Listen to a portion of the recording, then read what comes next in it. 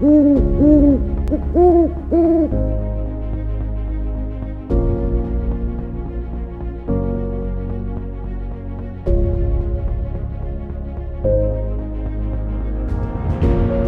tal? Buenas tardes. Mi nombre es Marco Antonio López. Bienvenidos a Derecho y Humanidad, por un derecho justo, humano y comprometido con la sociedad.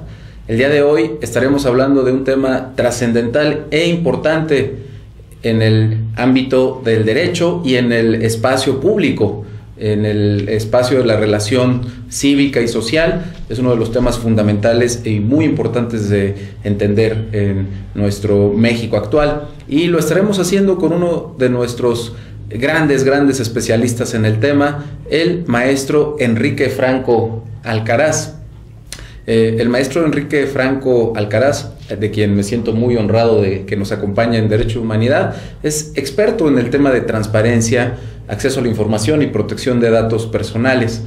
Es muy dichoso para nosotros que esté el maestro Enrique Franco aquí en el programa. Maestro, muchas gracias por aceptar la invitación. Buenas tardes. Y me voy a permitir leer tu semblanza curricular para que el público que nos está escuchando pues pueda saber más de ti, más de tu trayectoria. Gracias. El maestro Enrique Franco Alcaraz es licenciado en Derecho. Es licenciado en Derecho por el Colegio Francés Hidalgo, pero además orgullosamente es egresado de la maestría en Tanatología del Instituto Mexicano de Psico-Oncología.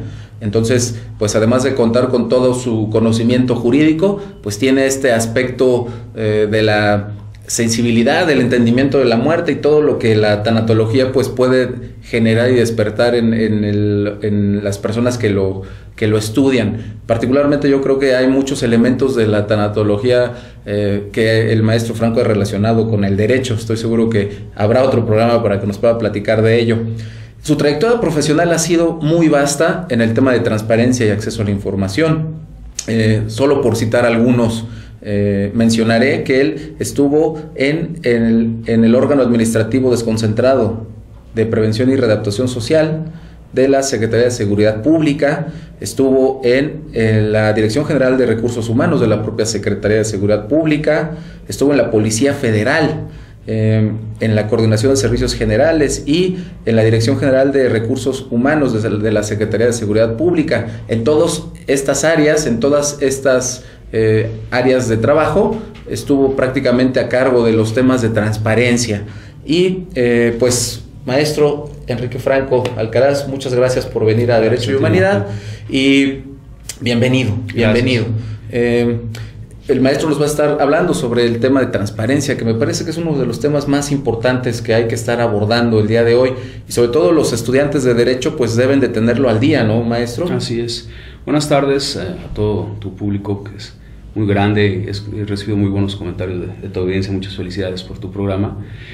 Y sí, Marco, es un tema que yo considero que es muy importante tanto para la población como para la sociedad, y más sin embargo está muy desconocido por la gente, ¿eh? Recuérdate que tenemos el gran dicho, ¿no?, de que el desconocimiento de la norma no te exime de su aplicación. Más sin embargo, la gente hoy en día no conoce ni sabe los alcances que tiene, y sobre todo esta situación de transparencia y acceso a la información.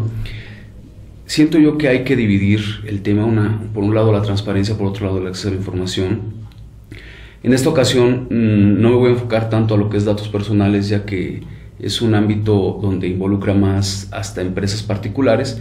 Me interesa más lo que es lo relacionado a transparencia y acceso a la información, porque hoy en día la sociedad en la que estamos, no quiero mencionarlo de tal forma, pero está despertando ya ante una situación de derechos, una exigencia de derechos. Hoy en día me da gusto de que pues las redes sociales han hecho este despertar social. Ya las redes sociales te han ayudado o han ayudado al público en general a que empiece a conocer sus derechos, ¿no? Hoy en día es muy difícil ya que un servidor público viole estas situaciones, que un servidor público te imponga de repente situaciones que tú dices, ¿qué está pasando, no?, con nuestra sociedad? Pero también es importante que no solo por las redes sociales se haga esta aplicación, sino que la gente conozca sus derechos y sus obligaciones, claro, en ambos casos, ¿no? Esto es algo muy importante porque gracias a la transparencia de acceso a la información que no esté considerada como clasificada puede ser y es del dominio público, ¿sí? Claro. Ya está en nosotros levantar la mano y decir, oye, quiero que me digas en qué se ha gastado el dinero, qué se ha hecho, cuál es la agenda, etcétera, etcétera. Pero sí es muy importante esta situación, es muy importante que lo conozcamos y que lo ejerzamos, sobre todo eso. Muy importante, sobre todo el ejercicio y el uso. Y afortunadamente contamos con nuestro especialista, el maestro Enrique Franco, para que nos pueda hablar sobre estos grandes y trascendentales temas de transparencia. Pero, maestro, antes de que pues puedas seguirnos compartiendo tus conocimientos sobre el tema que nos ocupa el día de hoy, quisiera que la audiencia te conociera, que conociera a la persona, al ser humano que está atrás del experto. Gracias. ¿Quién es Enrique Franco? ¿Qué te gusta hacer? ¿Qué te gusta leer? ¿Qué haces en tu tiempo libre? Cuéntale al público. Bueno, soy Enrique Franco Alcaraz, tengo la licenciatura en Derecho, siempre he sido muy apasionado de esta situación de luchar por la injusticia, de buscar igualdad, ¿no? Por ahí me comenta mi madre que desde niño fui muy contestón y muy cuestionado ante la autoridad. Yo me doy cuenta que eso se hereda. Tengo 2 hijos y el mayor, Iker, es totalmente en esa misma situación, ¿no? Lo regaño y ¿por qué? Y creo que va a ser un gran abogado en un futuro, estoy seguro de eso también. Mi hija igual es totalmente una apasionada de la cuestión de la autoridad, ¿no? Creo que te lleva también eso en la sangre, es una vocación.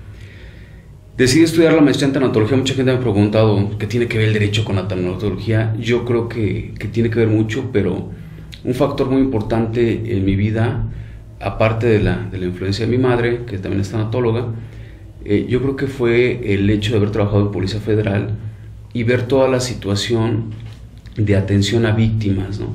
Yo quedé muy impactado trabajando en Policía Federal. Dentro de mi área íbamos a visitar a los elementos heridos en combate y te decían, ¿cuándo puedo regresar? ¿Cuándo puedo volver a operativo? Sí, claro, ¿no? Claro. No coincidía esa situación, ¿no? Gracias a la tanatología después llegué a entender mucho esta parte psicológica, ¿no? Es algo que me ha marcado mucho la tanatología. Estoy muy agradecido con la tanatología, muy enamorado y un apasionado también de la tanatología, ¿no? También es muy cierto, y lo he vivido en carne propia, ¿no? Que en ocasiones, por más que estudies la tanatología, cuando estás inmerso en el problema o una situación, es muy difícil aplicarlo realmente. Cuando pasas tú por el duelo es muy difícil, pero más sin embargo agradezco al INPO porque gracias a estos conocimientos otorgados aquí me ha ayudado a ayudar. El INPO me ayudó a que yo pueda ayudar a mis semejantes, ¿no? Es algo en lo que estoy muy agradecido. Pues en el tema de la transparencia, trabajé desde el 2005 en la Secretaría de Seguridad Pública Federal, la extinta Secretaría de Seguridad Pública Federal. Cuando era una secretaría independiente, ¿no? Exactamente, cuando era una secretaría. Y pues ahí le agradezco a todos mis jefes que me enseñaron con respecto a este tema. El licenciado Diego Antonio Ruiz Pruneda fue una persona que me enseñó todo lo que sé en el ámbito de transparencia. Y pues tanto en Oficialía Mayor, en la Dirección General de Recursos Humanos, como en Prevención y Readaptación Social y en Policía Federal, llevábamos estos temas y ahí fue donde realmente aprendí a desmenuzar lo hermoso que es esta materia.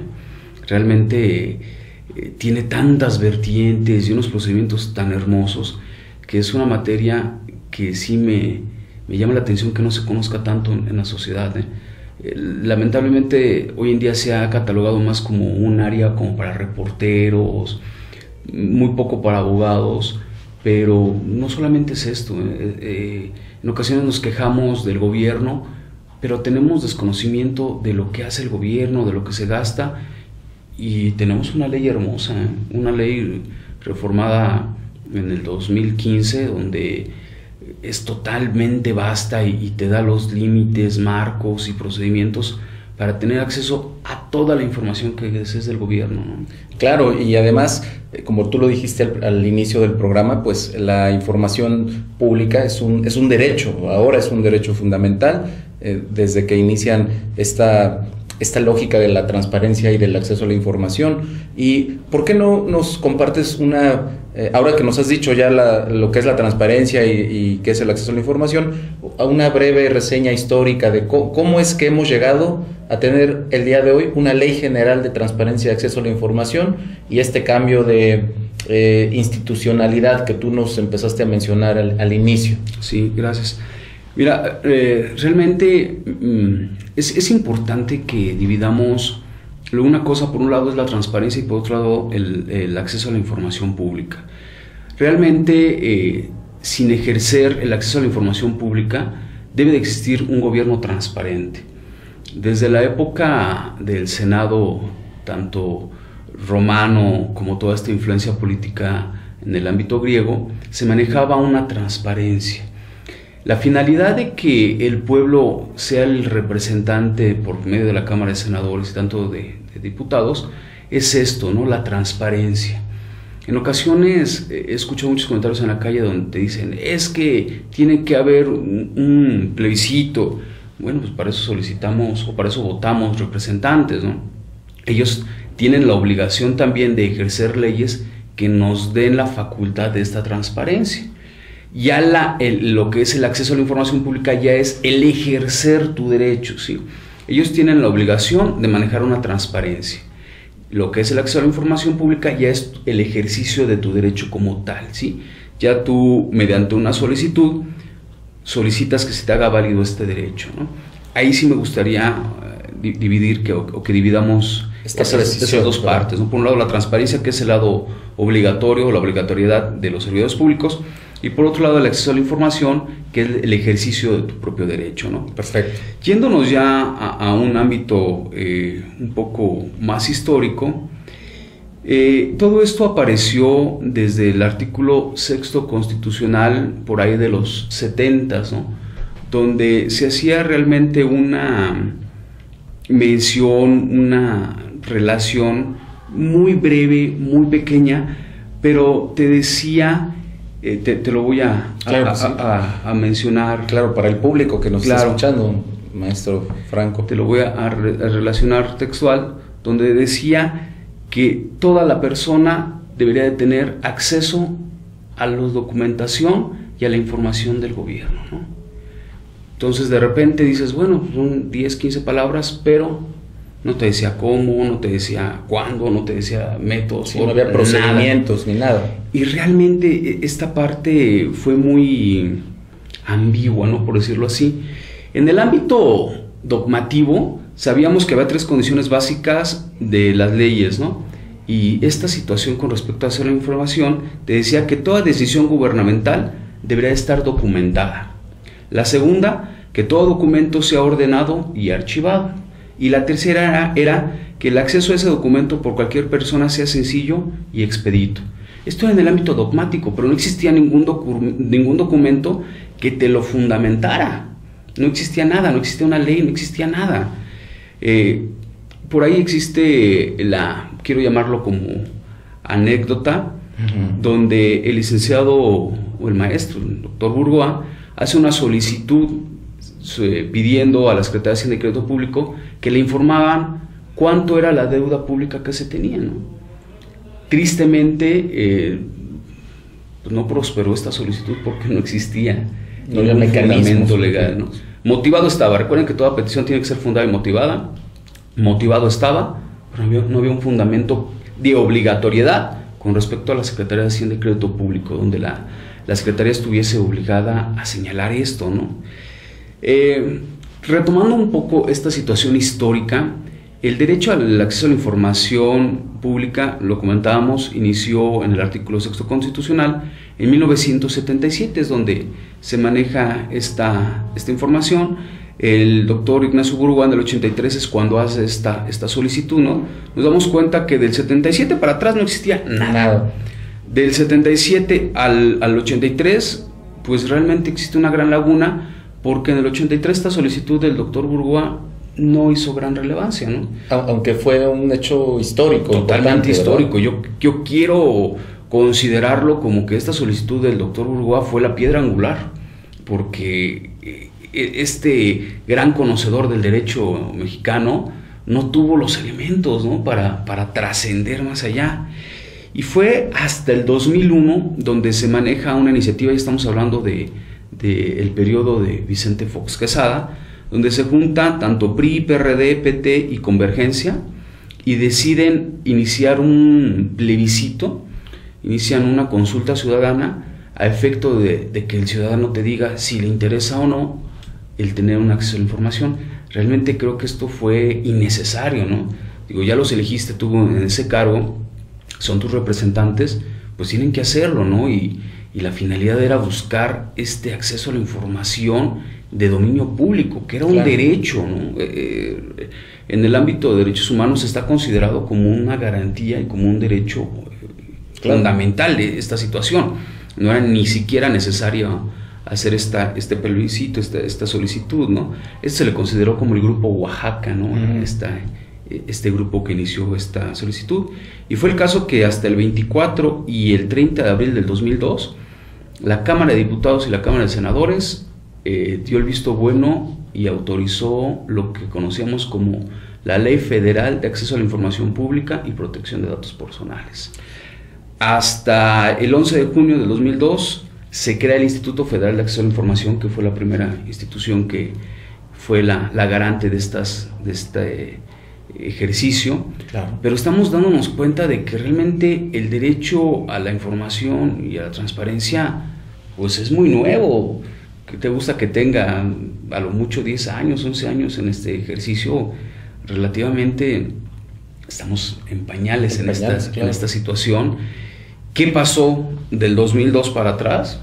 Pues realmente el gobierno se daba una manga ancha y sin ningún problema, ¿eh? O sea, llegabas y le decías, bueno, ¿qué pasó? ¿Qué gastaron? No hay algo que me obligue a decirte. No había mecanismos para que las cuentas públicas pudieran ser de dominio público.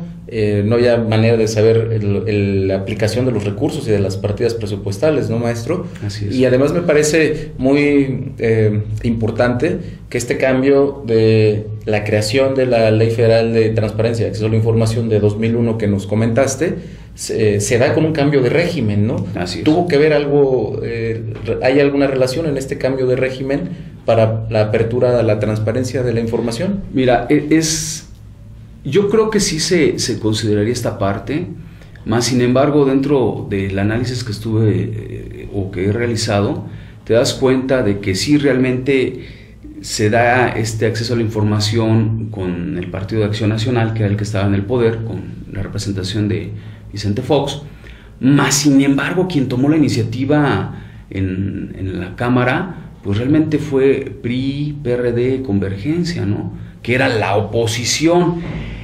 Dice el dicho que piensa mal y acertarás, ¿no? Yo quiero pensar que tal vez al estos partidos, caso preciso PRI, haber perdido el control a nivel federal, pues sí se dio la tarea ya de poder manejar una transparencia y un acceso a la información, ¿no?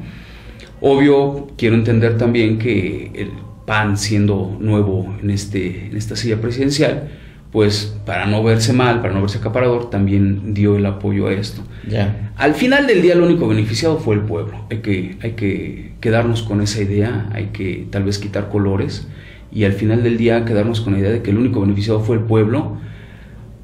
El problema es que el pueblo no se ha dado cuenta de este tesoro que tiene en sus manos, ¿no? Sí, del uso de la información como mecanismo de defensa de derechos, como una manera de conocer el ejercicio público y tener una participación ciudadana. Pues seguimos aquí hablando con el maestro Enrique Franco sobre este tema tan importante de transparencia y acceso a la información. Mi nombre es Marco Antonio López. Continuamos en Derecho y Humanidad por un derecho justo, humano y comprometido con la sociedad. Te invito a que nos sigas acompañando. Continuamos en Derecho y Humanidad con el maestro Enrique Franco hablando sobre temas de transparencia y acceso a la información. Mi nombre es Marco Antonio López. Muchas gracias por estar acompañándonos en el programa. Quiero aprovechar también el día de hoy para mandar un saludo a los organizadores del tercer Congreso de Psicoterapia Transpersonal que se está llevando a cabo el día de hoy. Felicidades a todo el comité organizador. Pues seguimos hablando sobre temas de transparencia con nuestro invitado especial, el maestro Enrique Franco, es experto en temas de transparencia y orgulloso docente del Instituto Mexicano de Estudios Superiores y de Posgrado, que pues ha hecho creo que eso no lo mencionamos al inicio, maestro, sí, pero una notable trayectoria en la enseñanza. Gracias. Tenemos el gusto de que él imparte cátedra aquí y bueno, pues entre otras materias, pues la transparencia es uno de los temas transversales que el maestro Franco expone en sus cátedras. Maestro, pues seguimos aquí con el tema de transparencia y acceso a la información. Nos hiciste la distinción entre el acceso a la información y la transparencia, la obligación y el derecho, que me parece muy importante. Quisieras continuar platicándonos ¿cuál sería la normatividad en el tema de transparencia para quienes no conocemos del tema y que estamos aprovechando tus grandes conocimientos? Gracias. Que nos puedas compartir un poco sobre esto. Sí, gracias. Mira, como lo comentábamos hace un momento, en el 2002, el 11 de junio, se creó el IFAI, el cual estaba respaldado por la Ley Federal de Transparencia y Acceso a la Información Pública Gubernamental, así se llamaba originalmente esta normatividad. La gran laguna que yo considero que existió dentro de esta normatividad es que daba la facultad a cada uno de los estados de llevar su transparencia y su acceso a la información. Muy discrecional, digamos. Sí, hubo grandes problemas y situaciones ahí. Voy a mencionar, por ejemplo, esto fue publicado en el 2002. En ese mismo año, los estados que tuvieron alguna publicación o alguna normatividad referente a transparencia fue Jalisco, Sinaloa, el Distrito Federal, Aguascalientes, Michoacán y Querétaro. Al año siguiente, hasta el 2003, entró Nuevo León, Durango, Colima, San Luis Potosí, mejoró su normatividad el Distrito Federal, Guanajuato, Morelos y Coahuila. En el 2004, que fue el año más vasto, entró el Estado de México, Quintana Roo, Yucatán, Veracruz, Nayarit, Zacatecas, Tlaxcala, Puebla y Tamaulipas. Para el 2005, únicamente 6 estados lo hicieron, que fue Sonora, Baja California Sur, Campeche, Baja California, Guerrero y Chihuahua. Para el 2006, únicamente 3, Oaxaca, Chiapas e Hidalgo. Y en el 2007 nada más, Tabasco. Estamos hablando de que fueron 5 años para que Tabasco reconociera y normara sobre todo lo que fue el acceso a la información y la transparencia.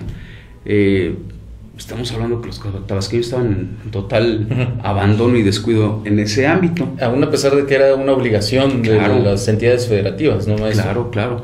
Pero, obvio, lo único que existía de reconocimiento era a nivel federal, ¿no? A nivel federal decía, todos los estados deberán de tener una normatividad, pero pues ellos manejaban con esta ambigüedad, ¿no?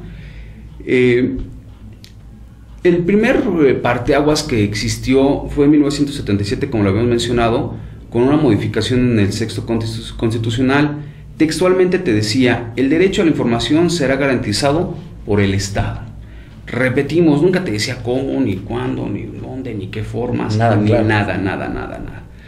Mediante la reforma propuesta eleva al rango constitucional el derecho a la información, que es una de las bases de sustentación de la democracia como un sistema de vida. Esto fue la palabra textual o la frase textual que emitió la Cámara de Senadores. Después de esto se hace una reforma en el 2007, ya que existía esta ley federal de acceso a la información, donde se modifica ya totalmente el artículo 6º constitucional. Voy a leer nada más una frase para citarla exactamente. Dice: para el ejercicio de derecho de acceso a la información, la Federación, los estados, hasta el 2007 ya está obligando a los estados, y el Distrito Federal, en el ámbito de sus respectivas competencias, se regirán por los siguientes principios y bases, ¿no? Y ya maneja toda una nomenclatura con respecto a las bases y requisitos que debe manejarse.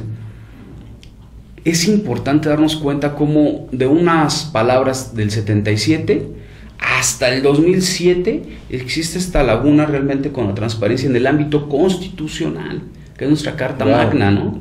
Realmente 10 años, no más de... No, estamos hablando de 60, 30 años, 70, 80, 90, 40, 50 años alrededor. 50 años. O sea, es increíble cómo no existía nada en nuestra Carta Magna, ¿no?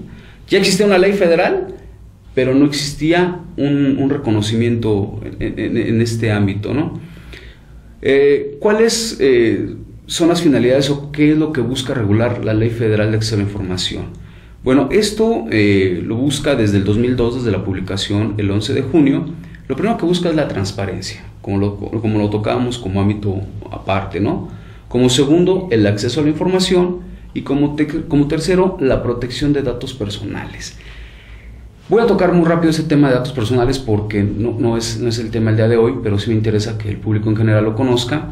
La finalidad de la protección de datos personales es que exista un órgano garante como lo era antes el IFAI o el INAI, el cual le dé certeza jurídica a tu persona que los datos que tú le vas a entregar al banco, a la telefónica, a la empresa telefónica, a cualquier otra empresa particular, exista una protección. Hoy en día esto lo conocemos como el aviso de privacidad, y por ley tiene que estar público o de acceso a cualquier persona, ya sea por internet, por vía telefónica o publicado en muchas instituciones bancarias tienen esta publicación de aviso de privacidad. Que es muy, muy interesante. Y muy importante. ¿Por qué? Porque el mal uso de tus datos personales implica un delito.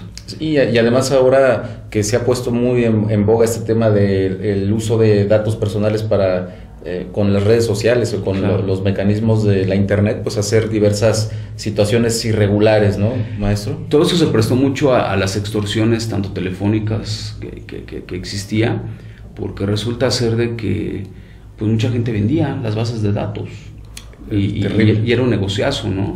El día de mañana te hablaban diciéndote, oiga, usted tiene tantas tarjetas, le ofrezco otra, ¿no? Unifique todas sus tarjetas. Entonces, ¿cómo? Oiga, le hablo de tal telefónica, usted está en esta otra, lo invitamos. ¿Y cómo conseguiste mis datos? O sea, ¿cómo llegaron esos datos a ti, no? Sí, es un delito muy, muy fuerte, muy penado y muy importante. Regresando al tema de la transparencia, con esta ley que hablábamos del 2002, también señala la ley que debe de existir un órgano garante, ¿no? Y es donde le da la creación al Instituto Federal de Acceso a la Información, hoy extinto, ya hubo una modificación, pero hablando de esta reseña histórica, es el que tiene estas facultades, ¿no? Como órgano garante. Esta misma ley también existe un órgano inquisidor, lo quiero llamar, así no es la forma correcta, pero me gusta llamarlo así, donde también señala que el órgano interno de control será aquella persona que sancione a todos aquellos servidores públicos que no le den cumplimiento a esta ley, y también lo involucra en este tema como órgano sancionador, ¿no? Una vez sigue más en este papel de verdugo, ¿no? Pobres compañeros del OIC, pero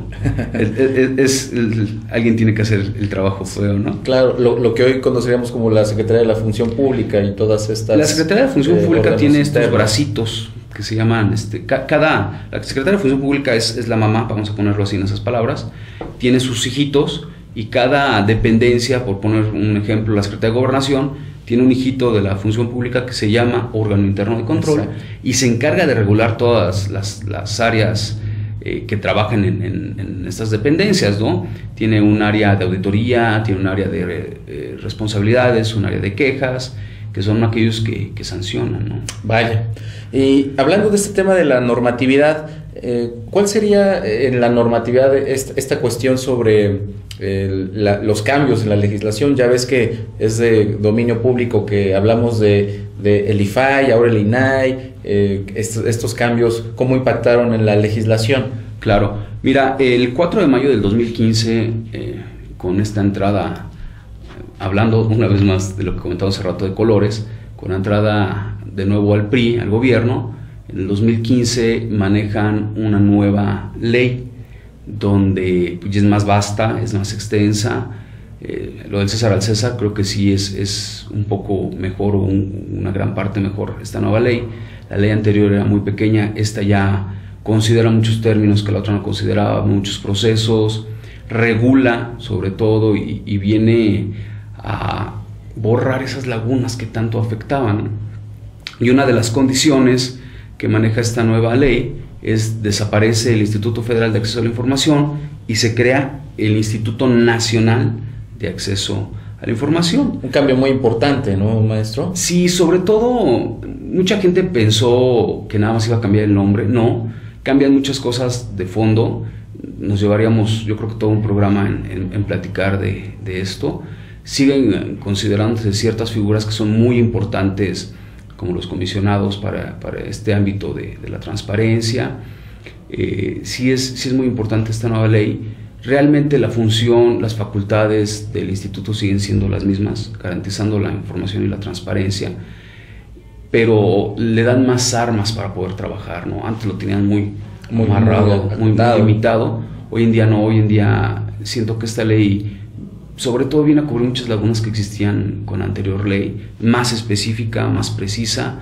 Yo creo que es un gran avance que hemos tenido hoy en día en materia de transparencia. Sí. Y eso es muy positivo, porque ya ves que pues se da este gran cambio al tema de la autonomía del instituto. Así y creo que eso es lo que ha permitido una evolución en beneficio de los ciudadanos, ¿verdad? Exactamente. El nombre es tecnicismo, ya ves, el IFE cambió por INE, o sea, realmente quitamos el ámbito federal por ámbito nacional, pero eso que tocas es muy importante, ¿no? Esta autonomía es realmente la que le da la libertad y es un instituto pleno, sobre todo, y es muy importante eso, ¿no? Porque yo sigo sintiendo que en ocasiones suena el teléfono rojo y esto sí, esto no. Ya. Y esta autonomía le da muchas. Complejo. Sí. Y sobre todo es muy común que el ciudadano de a pie, ¿no? Cuando tiene conocimiento de este derecho, de la posibilidad de acceder a la información pública, la ejerces, la autoridad, el sujeto obligado te responda y te diga, esto sí te puedo dar, esta información no te la puedo dar, o esta información está restringida. Reservada, sí. ¿Por qué no nos platicas un poco de cuáles son los tipos de información que hay y que podamos nosotros entenderlo mejor y el público que te está escuchando también lo pueda comprender mucho mejor? Claro, es muy importante el no tener esa idea de que porque yo pido la información se me va a dar toda. Existen varios candados también muy importantes y necesarios. Por ejemplo, yo no puedo llegar ahorita y decirle, dame los nombres de los policías federales que están desplegados, ¿qué te gusta? En Puebla, ahorita con este tema de la gasolina, ¿no? Exactamente. Obvio, pues yo puedo decir, puedo solicitarlo, ¿no? Mi derecho a hacer la solicitud está, ¿no? Y se ejerce. Más sin embargo, es bien importante porque la Policía Federal o la Secretaría de Gobernación me va a contestar que esa información no se me puede otorgar. ¿Por qué? Porque puede poner en riesgo la operatividad, ¿sí? Este fundamento viene también dentro de la Ley Federal de Acceso a la Información y lo divide esta información, o primero que nada la maneja como información clasificada. De la información clasificada hay dos vertientes, existe la reservada y la confidencial, ¿sí? Por mencionar algo, nos dice el artículo 5 de esta ley que dice que no podrá clasificarse como información reservada aquella información que esté relacionada con la violación grave a derechos humanos. Okay. No sé si recuerdas el caso de Campo Algodonero. Claro, por supuesto. Hubo muchas ideas o muchas intenciones de manejar reservación dentro de esta información y esto fue algo que le dio el espíritu a este artículo 5 de la Ley Federal, ¿no? Que con respecto a violaciones de derechos humanos, ninguna información podrá ser clasificada. ¿Por qué? Porque tiene que ser de dominio público, realmente. Claro. Estamos hablando de tus derechos elementales, entonces no puede existir en este caso ninguna información.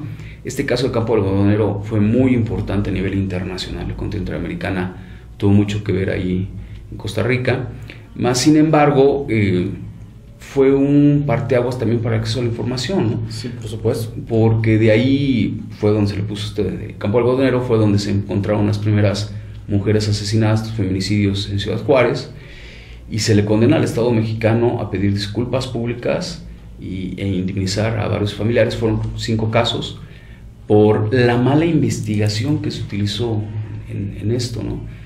Hubo otro caso muy importante donde una persona llega y solicita 3,000 copias certificadas de una averiguación previa. La Policía General, en este caso, le otorga las copias condicionándolo al pago de las mismas. La persona llega, las paga, después de esto se le entregan las copias de un tema que hablaremos más adelante, unas copias testadas, y existe ahí un recurso, ¿no?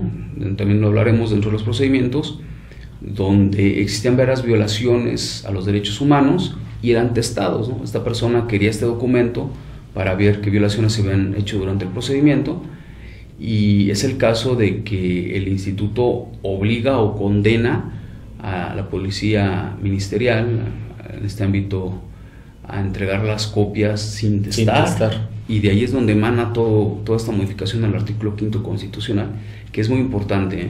Claro. Repito, el desconocimiento de la norma máxima de su aplicación, por eso es bien importante que todos entendamos este tema con respecto a que en el ámbito de derechos humanos todo es transparente.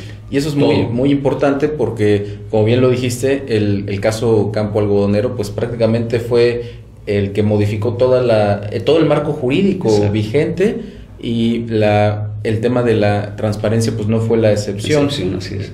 Incluso agregaron algunos principios que ya los has platicado. Así es. Y ahora, ¿qué otro tipo de información existe? Ya nos platicaste sobre la información de clasificación reservada, y que en materia de derechos humanos, cuando hay una información que se involucra con el tema, pues es pública, no puede ser restringida. ¿Qué otros tipos de información hay? Hablando de esta reserva, la reserva debe de hacerse en 3 casos se maneja. 1, cuando se reciba la solicitud del peticionario. 2, cuando se determine mediante resolución de la autoridad competente. Y 3, cuando se generen versiones públicas. ¿A qué vamos con esto? Hay muchos casos donde las instituciones, también vamos a hablar más adelante de eso, están obligadas a tener dentro de la transparencia esta información. Hay casos o temas en los que sí se debe de manejar un formato y ahí se debe de testar. Ahí es donde se manejan este tercer punto.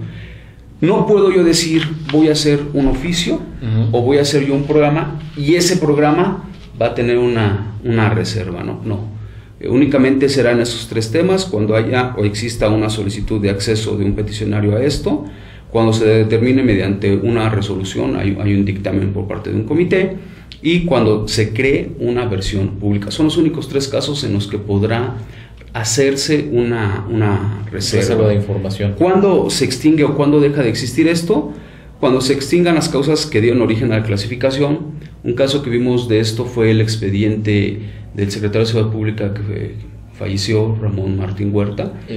Claro. Las investigaciones se hicieron una reserva durante 12 años. Al existir el cumplimiento o la extinción de este periodo, podrá ser pública o también se podrá renovar, ¿no? Pero en este caso, por poner un ejemplo, es cuando se puede extinguir esta causa, ¿no?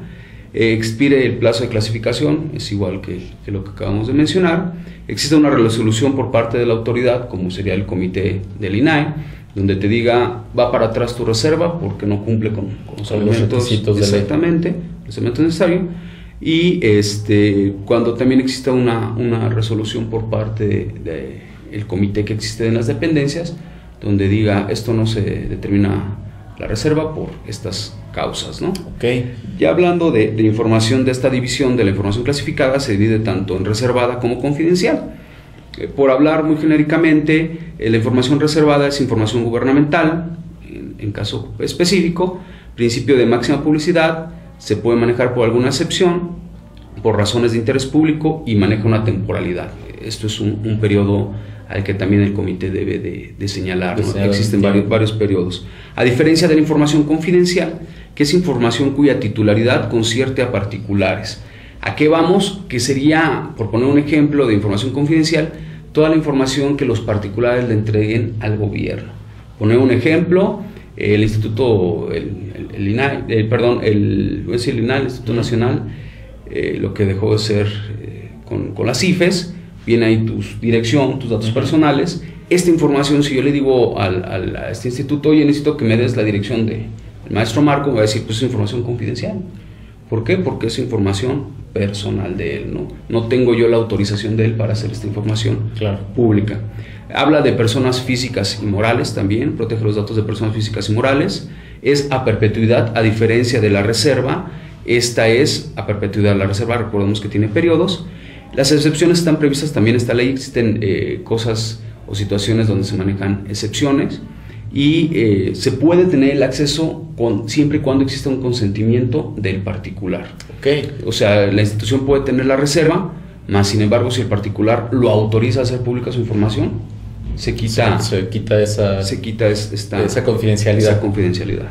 Pues seguimos aquí hablando en Derecho y Humanidad por un derecho justo, humano y comprometido con la sociedad sobre este gran tema de transparencia y acceso a la información con nuestro especialista y docente del Instituto Mexicano de Estudios Superiores y de Posgrado, el maestro Enrique Franco Alcaraz.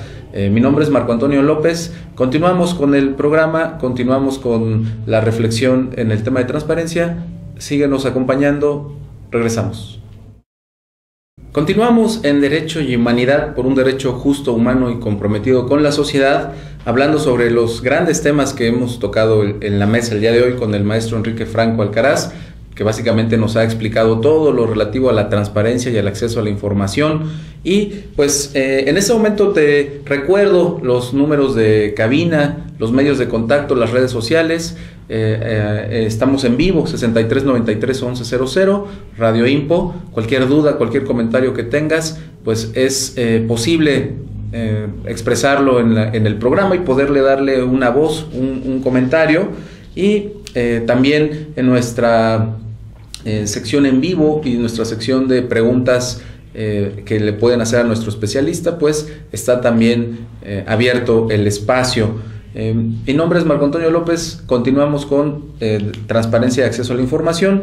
Maestro Enrique Franco, cuéntanos, es muy común luego que cuando ejerces un derecho no sabes exactamente qué papel o qué figura jurídica representas, qué papel o qué figura jurídica tiene la otra persona, la autoridad.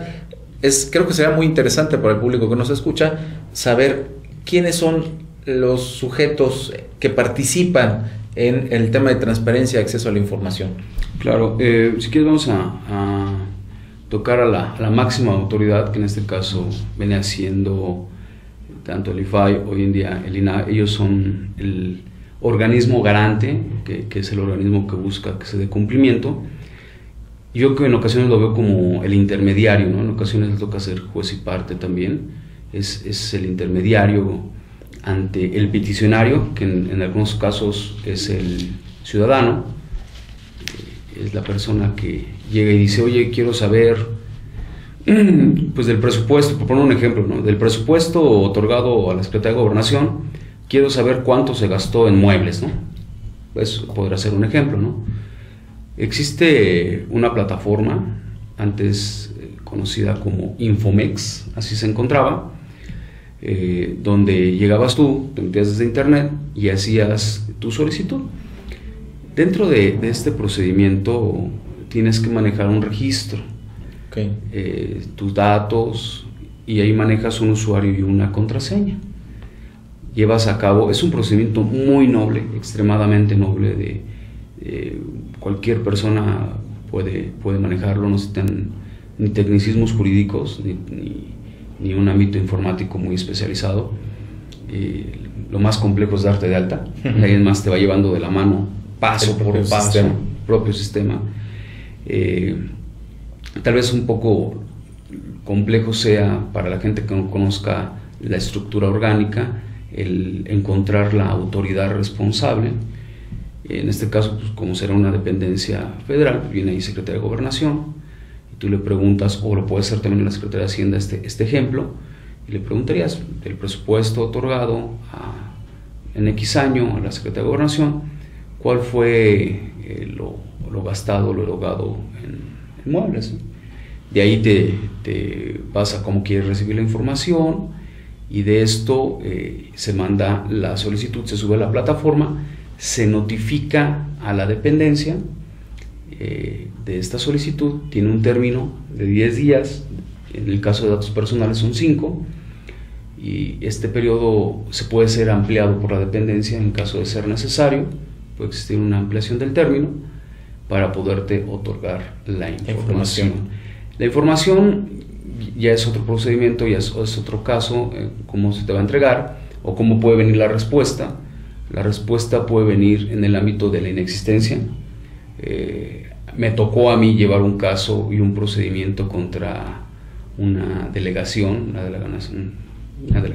donde le preguntaba yo acerca de no lo que ganaba el servidor público, sino de acuerdo al tabulador de puestos y de acuerdo al puesto que él tenía, cuál era el sueldo que tenía, ¿no? Es algo, pues, de transparencia. Y la dirección de personal de esta delegación me contestó la inexistencia de la información.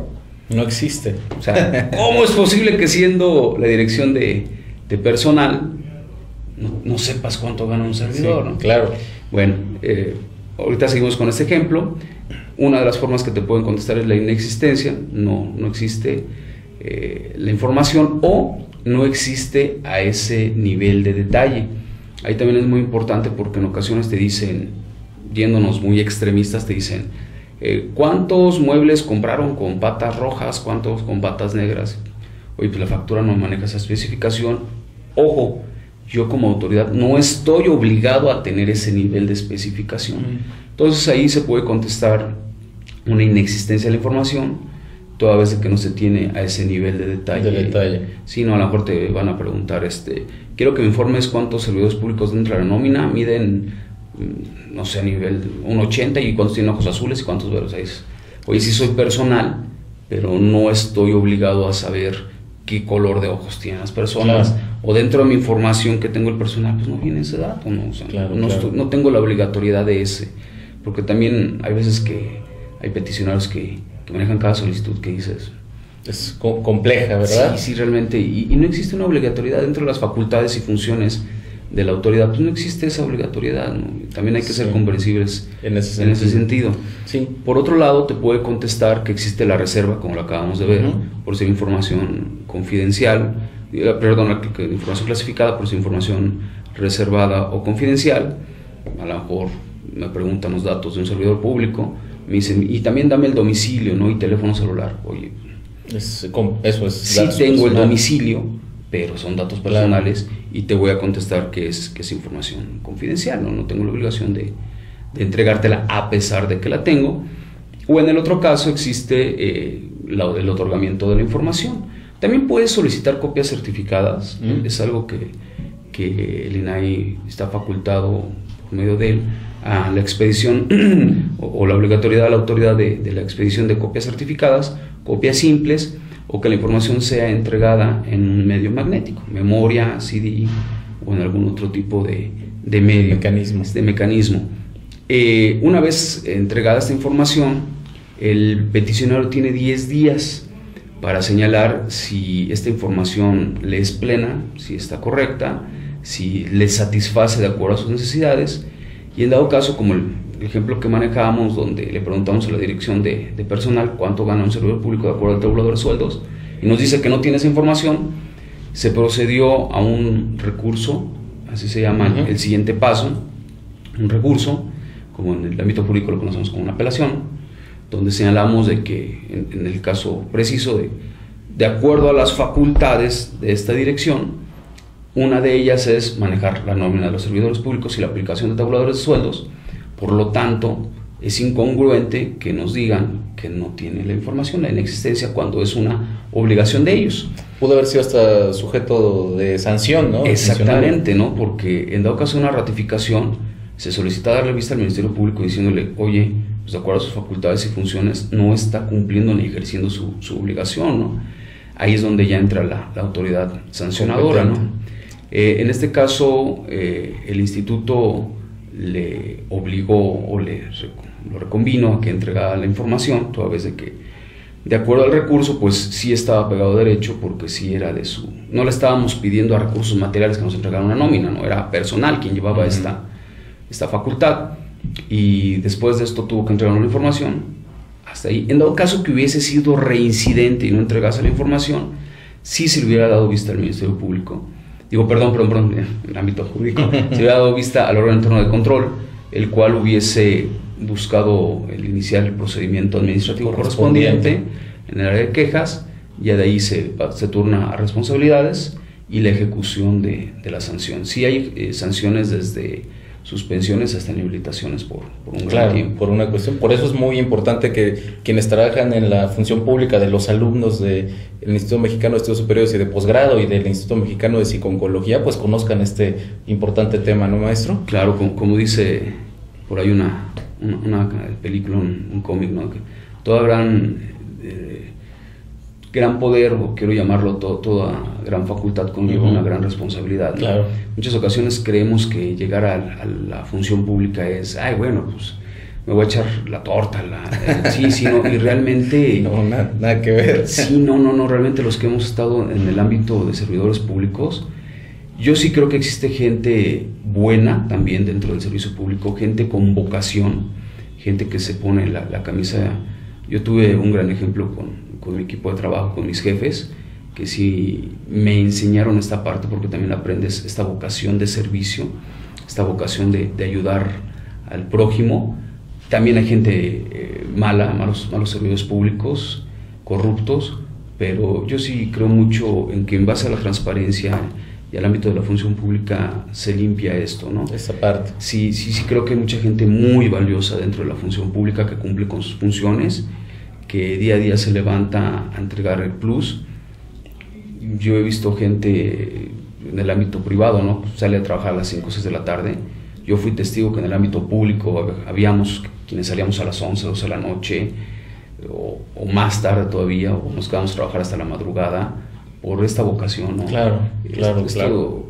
Hay un gran discurso por ahí en las redes sociales donde te habla del servidor público, ¿no? Que es realmente el servicio, ¿no? Uh-huh. Esta vocación sí es muy difícil, pero he escuchado comentarios que dicen que es muy mal agradecida la administración pública. Yo creo que no.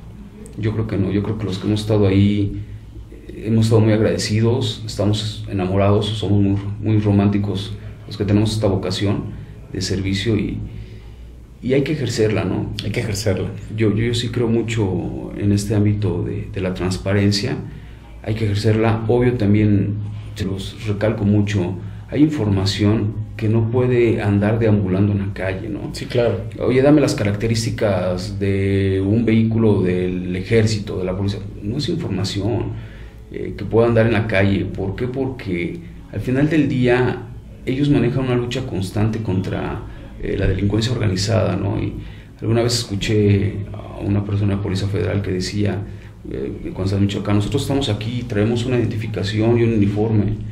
Nosotros no sabemos si el que está a nuestro lado es de delincuencia organizada. Él sí nos identifica, nosotros no.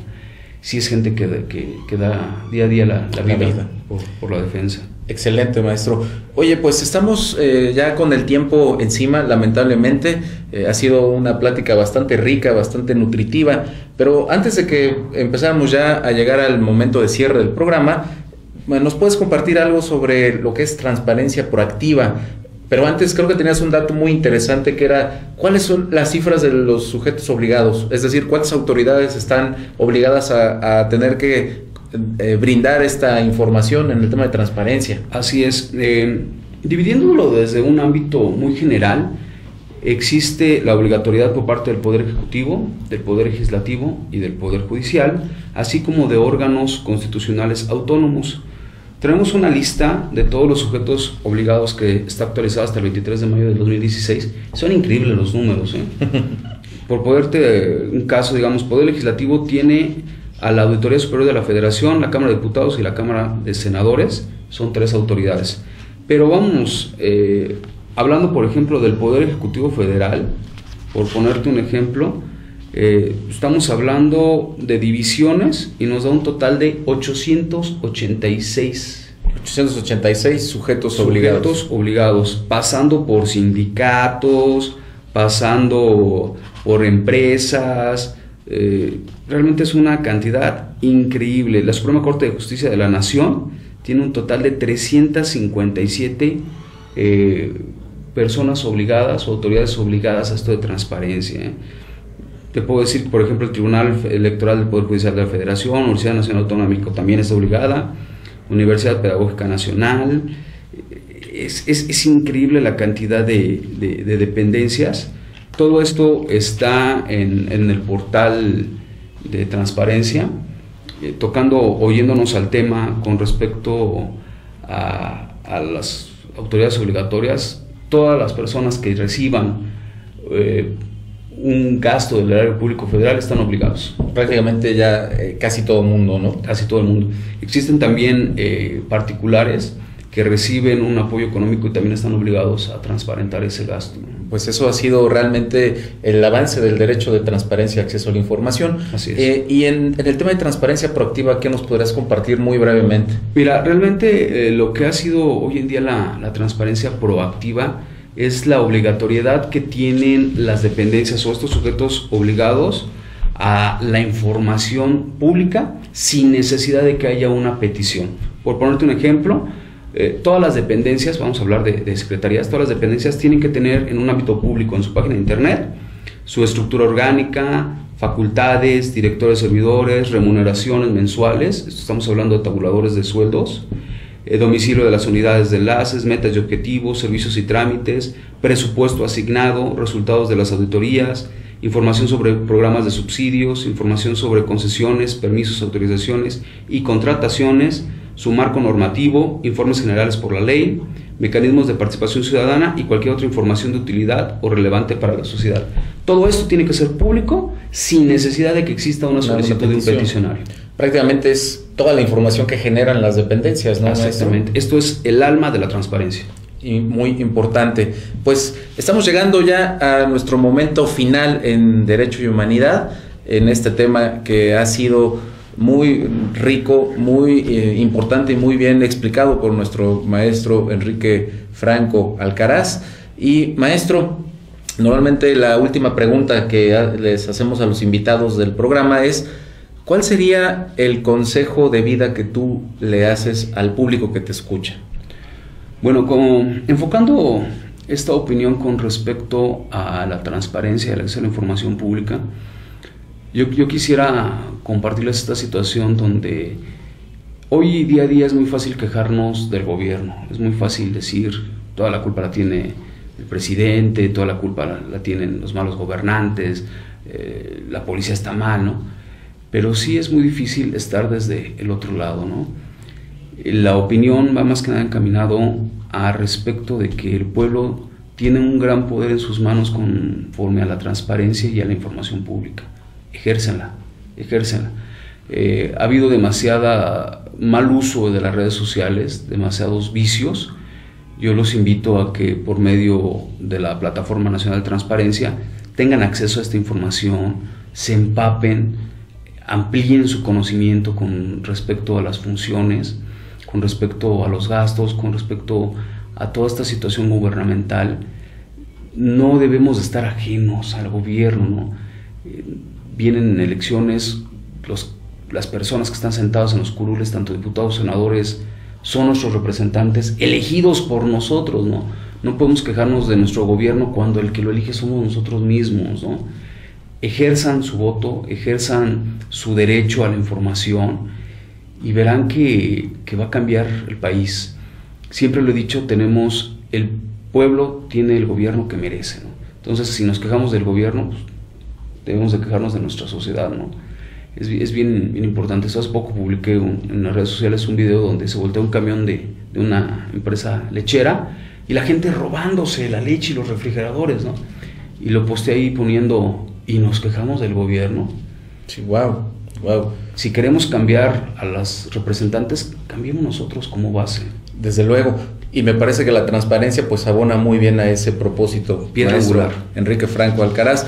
Pues prácticamente estamos llegando al momento final de Derecho y Humanidad.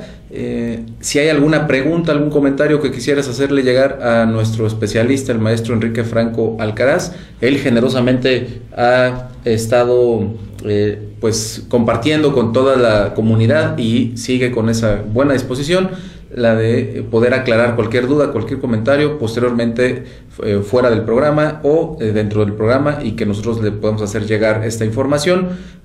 Me ha permitido compartir su correo electrónico, maestro Enrique Franco, y su medio de contacto. Así es. Entonces, es su correo particular del maestro Enrique Franco Alcaraz, es enrique.franco .1221@gmail.com para que los estudiantes de Derecho, la comunidad IMPO, pues pueda contactar al maestro Enrique Franco. Y ¿quieres que comparta su teléfono de contacto? 55 15 06 91 27 para todos los temas de transparencia que ustedes consideren necesarios poder tener una orientación del maestro Enrique Franco Alcaraz.